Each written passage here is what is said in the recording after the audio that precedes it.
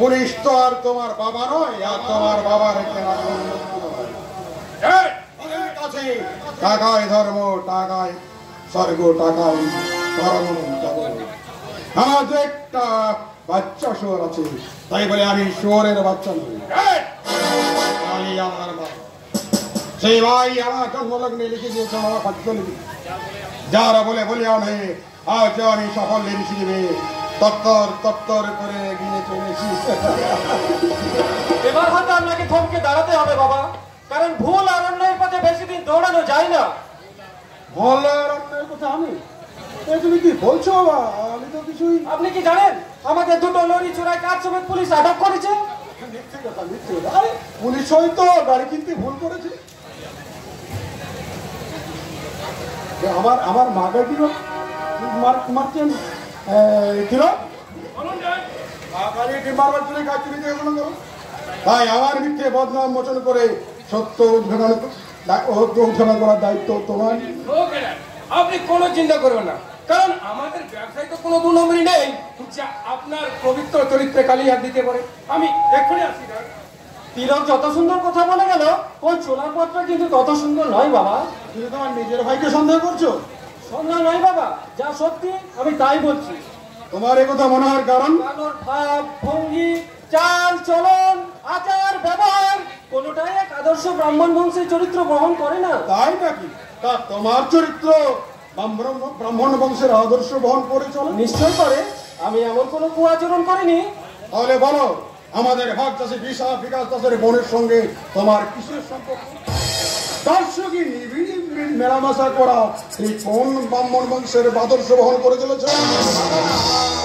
মিথ্যে স্তক বাক্য দিয়ে আমাকে ভোলানোর চেষ্টা করে। আমি জানি তোমাদের দু ভাইয়ের মধ্যে কিছু ভুল ত্রুটি হয়েছে, তবু আমি তা নীরবে মেনে নিই, কারণ কালী আমার মা। সেই মাই তোমাদের একদিন সুমতি দেবেন, এই বিশ্বাস আমার নির্ভুল। বিশ্বাসের ভেতরে যে খাদ মিশ্রণ আছে, এটা তুমি অস্বীকার করতে পারো পাপি? কি বলছো বাবুনি? কালী আমার মা, সেই আমার বিশ্বাসে খাদ? তুমি আমাকে বলেছিলে এই জয়পুরের জঙ্গলের কি মনোরমা পরিবেশ, কিন্তু সেখানে যে দুপায়ে জানোয়ার বাস করে সেটা কি তুমি জানো না? জয়পুর জঙ্গলে দুপায়ে জানোয়ার? আরে কি বলছো বাংলার মতো? পাগল আমি ছিলাম না বাপি, পাগল আমি ছিলাম না, কিন্তু ওই জানোয়ারটার অপমান করার পর থেকে আমি সত্যি সত্যি পাগল হয়ে গেছি।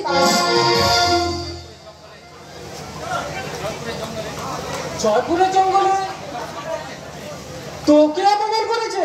তাহলে নিশ্চয় কোনো মূর্খ সাঁওতাল। না, ও মূর্খ সাঁওতাল না, ওর কথাবার্তা শুনে আমার মনে হচ্ছিল ও কোনো শিক্ষিত ছেলে।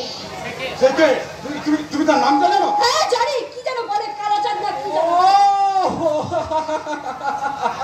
তাই বল, তাহলে তার কোনো চিন্তাই নেই। কালাচাঁদের বাঁশির টানে বিরোহিনী রাধা কদম তোলার পরিবর্তে জঙ্গলে ছুটে গেছে। এটা হাসির কথা নয় পুলক। তুমি খোঁজ নাও কে এসে জানোয়ার যে আমার মা মনিকে অপমান করে। ওরা জন হয় তাকে উচিত শিক্ষা। উচিত শিক্ষাটা দাদা না, উচিত শিক্ষাটা দেবো আমি না। আবার তুই জয়পুরে জঙ্গল যাবি, কিন্তু খুব সাবধান। কালাচাঁদের ডাকাতিয়া বাসি কিন্তু জাত ফুল মান ভুলিয়ে এবারে রাধাকে কদম তোলায় টানে নিয়ে গেছে। আবার ওই বাসির করে ভুলিস না। বাপি বলবে আমাকে সাবধান করো, নাকি আমাকে উপহাস করে গেল? ওর কথা বাদ দাও মামনি, ওটা তো পাগল। আমি নিজে খোঁজ বের করবো কে ওই বনবাসী দেব। কার বলে বলে আমি আমার মামনিকে অপমান করে? কালী আমার মা, সেই আমার প্রতাপে ভাগে করতে গাছে জল খায়, আর কোন বনবাসী যুবক